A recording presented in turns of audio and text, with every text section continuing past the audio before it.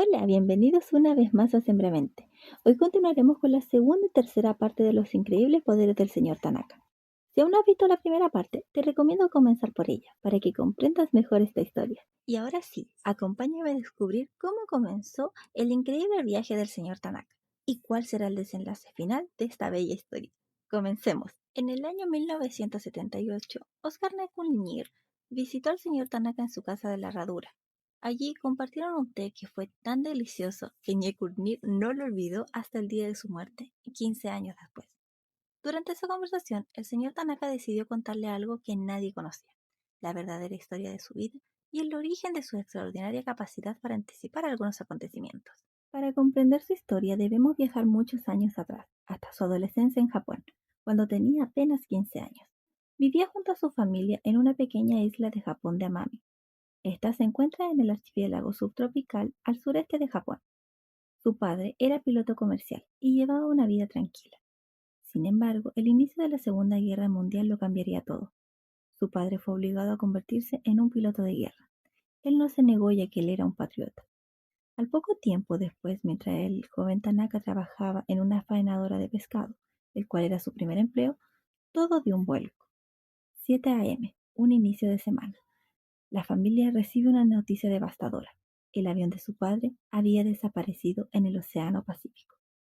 La tristeza y la desesperación fueron tan grandes que decidió abandonar su hogar con una sola idea en la cabeza: vengar la muerte de su padre. Ese viaje lo llevó hasta el puerto de Kioto.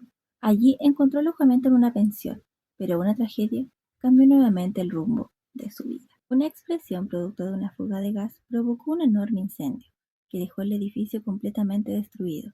En sus inicios se pensó que era un ataque enemigo, pero pronto se descubrió la verdad. El señor Tanaka resultó gravemente herido y permaneció varios meses en coma. Los médicos incluso pensaban que jamás despertaría. Pero ocurrió algo inesperado. Cuando finalmente abrió los ojos, descubrió que la guerra había terminado con la rendición de Japón y que su familia, creyéndolo muerto, se habían trasladado a Nagasaki para comenzar una nueva vida. Durante su recuperación, tuvo que permanecer aislado, con los ojos vendados y prácticamente en completa oscuridad. Fue precisamente en esos largos días de soledad cuando comenzó a notar algo muy extraño. Sin poder ver el exterior, era capaz de imaginar cosas simples, como cuando llovería o cómo cambiaría la temperatura. Al principio creyó que eran simples coincidencias. Sin embargo, con el paso del tiempo, las enfermeras corroboraron que muchas de sus predicciones se cumplían exactamente como él las había anunciado. Cuando recibió la alta médica, comenzó una nueva etapa. Trabajó cortando telas y años después, tras su mayoría de edad, decide recorrer el mundo, lo que le tomó 10 años.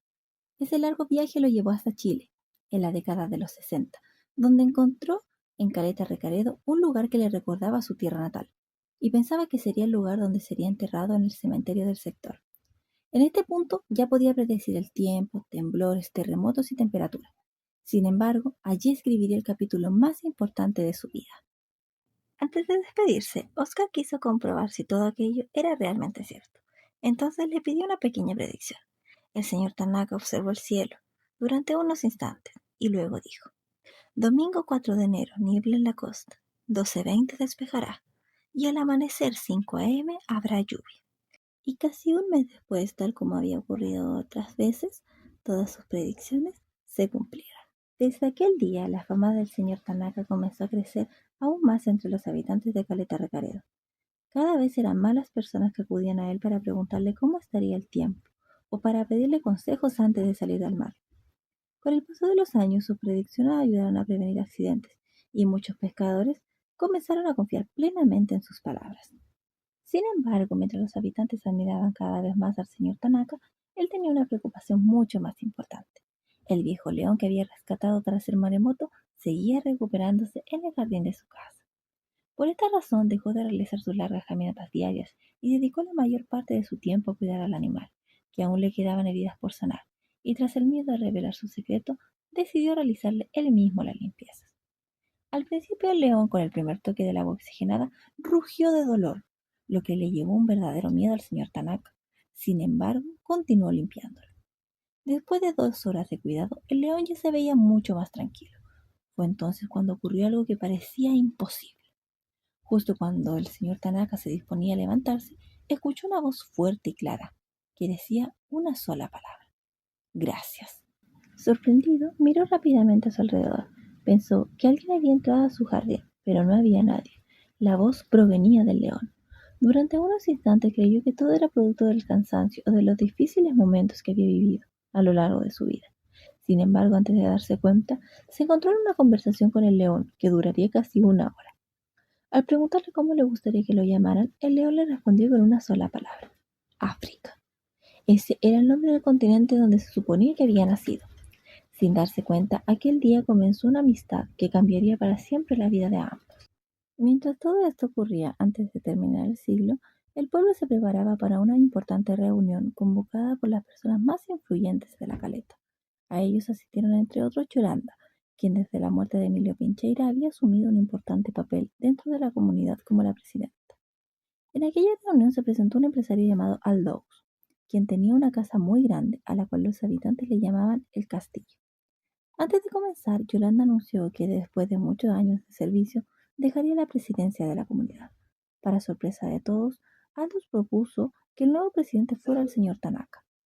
Aunque nunca había ocupado un cargo como ese, el señor Tanaka aceptó con humildad. Su único deseo era ayudar al pueblo que lo había recibido tantos años atrás y trabajar por el bienestar de todos sus habitantes. Contó con el apoyo de Glorita, la peluquera y vicepresidenta de la comunidad, quien desde el primer momento estuvo dispuesta a colaborar con cada una de las iniciativas que beneficiaran a la caleta. Sin embargo, lo que nadie imaginaba era que Aldous no actuaba moviéndose únicamente por el deseo de ayudar. Detrás de sus amables palabras escondía intereses muy distintos, y el tiempo demostraría que aquella propuesta marcaría el inicio de uno de los momentos más difíciles para el señor Tanaka. Mientras los vecinos celebraban con entusiasmo este aparente progreso, el verdadero problema apenas comenzaba. Una de las primeras preocupaciones del señor Tanaka como presidente fue mejorar la atención de salud de los habitantes de la caleta. Por eso decidió reunirse con Gloria, para buscar la mejor manera de mejorar la posta para aquellos que más lo necesitaban. Durante varias semanas analizaron distintas alternativas, sin llegar a ninguna conclusión. Solo que Gloria llegó a la conclusión de que estaba perdidamente enamorada del señor Tanaka. Fue entonces cuando el señor Tanaka acudió a Aldous en busca de apoyo. El empresario escuchó atentamente sus ideas y le propuso un proyecto mucho más ambicioso. Según él, para mejorar el pueblo era necesario pavimentar los caminos, mejorar los accesos y construir nuevas instalaciones que impulsaran el desarrollo de la caleta. La propuesta parecía prometedora y pronto comenzaron a reunir firmas para presentarlo ante las autoridades. Incluso viajaron hasta Santiago para dar a conocer el proyecto y solicitar el apoyo necesario para hacerlo realidad. Durante este viaje, Gloria decidió contarle al señor Tanaka sobre sus sentimientos que había guardado durante mucho tiempo. Sin embargo, él, con la misma amabilidad y respeto que siempre lo caracterizaba, le explicó que no podía corresponder a ese cariño. A pesar de aquel momento incómodo, ambos continuaron trabajando juntos por el bienestar de la comunidad. Cuando regresaron a Caleta Recaredo, los habitantes lo recibieron con mucho entusiasmo. Todos soñaban con un futuro mejor y confiaban en que las obras traerían progresos para el pueblo. Pero poco a poco comenzaron a aparecer señales de que las cosas no marchaban como se esperaban. Un día el señor Tanaka observó un edificio que antes no existía. Al preguntar de qué se trataba, descubrió que pertenecía al Dous. Muy pronto comprendió que aquel proyecto no buscaba únicamente ayudar a la caleta, por lo que volvió para discutirlo con Yolanda, quien ya había comenzado a sospechar, pero que ahora con esto lo había confirmado. Con el paso del tiempo comenzaron a funcionar una gran faenadora de pescado. Gracias a ella llegaron nuevos caminos, mejores conexiones y distintas obras que transformaron el pueblo. Sin embargo, ese progreso tuvo un costo muy alto. La nueva empresa realizaba gran parte del trabajo que antes lo hacían los propios pescadores. Poco a poco muchos habitantes fueron perdiendo sus empleos y el puerto comenzó a quedarse en silencio. Y la faenadora devastó el lugar y trabajaba con su propia gente. La decepción y el enojo crecieron rápidamente. Sin conocer toda la verdad, los vecinos comenzaban a culpar al señor Tanaka de lo que estaba ocurriendo.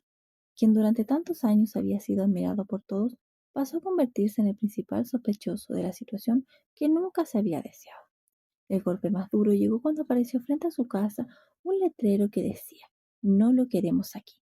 Desde aquel día pasaron 7 años. El señor Tanaka decidió alejarse del resto del pueblo.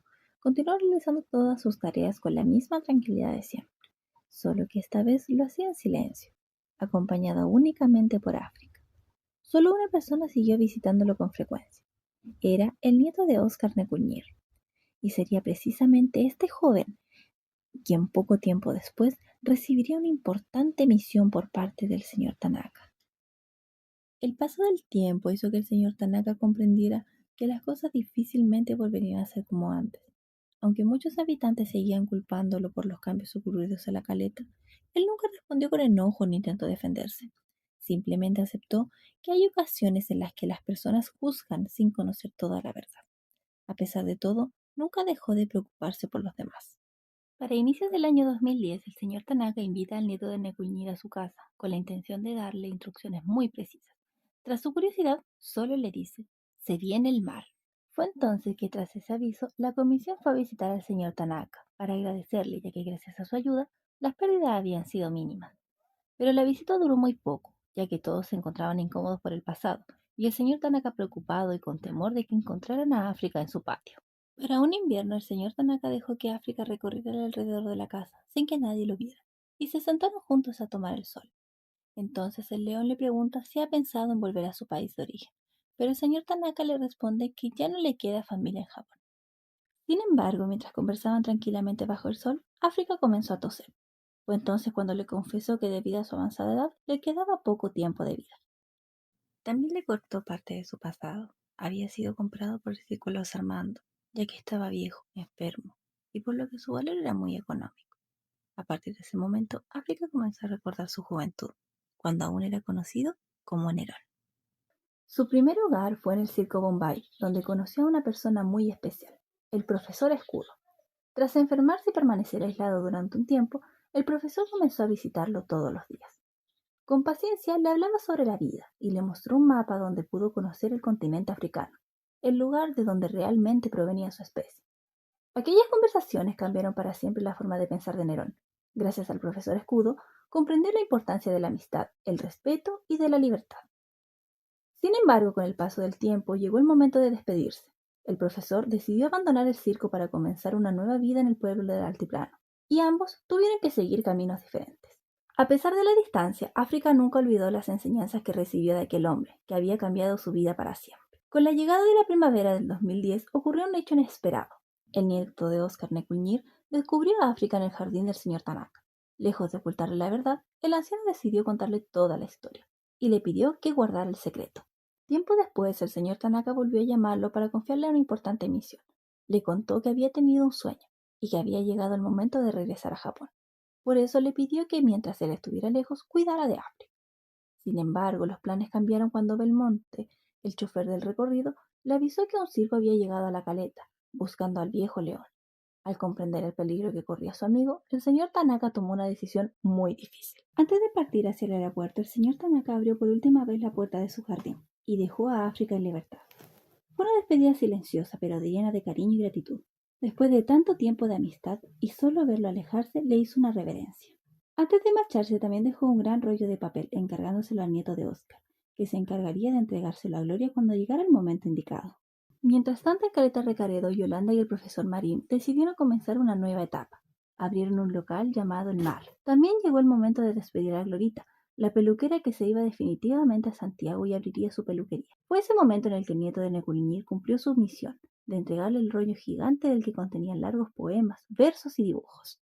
Pasó mucho tiempo sin que los habitantes de la caleta tuvieran noticias del señor Tanaka, hasta que una mañana, marzo del 2011, una noticia dio la vuelta al mundo. Un devastador terremoto seguido de un tsunami habían golpeado a Japón. Al conocer lo ocurrido, quienes habían conocido al señor Tanaka comprendieron inmediatamente por qué había decidido regresar a su país. Sabían que una vez más habría utilizado su extraordinario don para ayudar y proteger a quienes más lo necesitaban. Así como durante tantos años había cuidado de los habitantes de Caleta Recaredo. Ahora también estaría haciendo todo lo posible por salvar la vida de la tierra que lo vio nacer. Y así terminan los increíbles poderes del señor Tanaka. Una historia que nos demuestra que las personas más extraordinarias no siempre son aquellas que poseen grandes habilidades, sino también quienes utilizan esos dones para ayudar a quienes más lo necesitan, sin esperar nada a cambio. A lo largo de esta historia conocimos a un hombre humilde, paciente y respetuoso, un hombre que fue capaz de salvar vidas, cuidar a un león a pesar de estar mal herido, y seguir haciendo el bien incluso cuando muchas personas dejaron de creer en él. Quizás ese sea el verdadero poder del señor Tanaka, Enseñarnos que la bondad, la humildad y el respeto pueden dejar una huella mucho más profunda que cualquier habilidad extraordinaria. ¿Y a ti? ¿Qué enseñanza te dejó esta historia? Me encantaría leerte en los comentarios. No olvides suscribirte. Nos vemos en un próximo video de Sembramente. ¡Adiós!